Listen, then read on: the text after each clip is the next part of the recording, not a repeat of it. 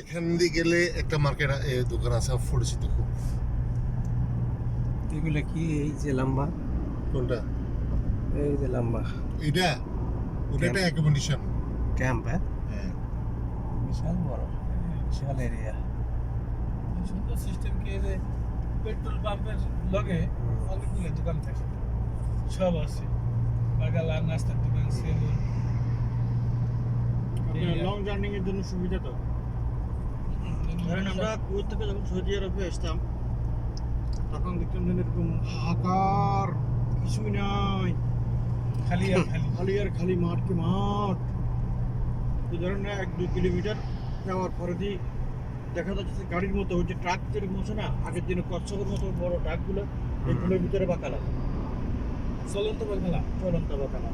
তো ওই গাড়ি চলতেছে বা কেউ দাঁড়ায় থাকে, আইসক্রিম পানিওয়ালা এরকম রোডের উপরে ছাতা টাঙ্গাইয়া বসে থাকে। আর ওই যে গাড়ির মতো যে বাকালাগুলো গাড়ির ভিতরে, দশ সুবিধা। আপনার এখন বাথরুমের হঠাৎ করে রাস্তার মাঝখানে মরুভূমিতে বাথরুমের প্রয়োজন আছে। হ্যাঁ, বাকালার ভিতরে বাকালার মতো যে গাড়ি যেগুলো আছে না এগুলো করে রাখছে, ব্যবস্থা আছে। হ্যাঁ। ফ্রি না পয়সা লাগে? না ওই যে পয়সা নেই বাকালা লাগা।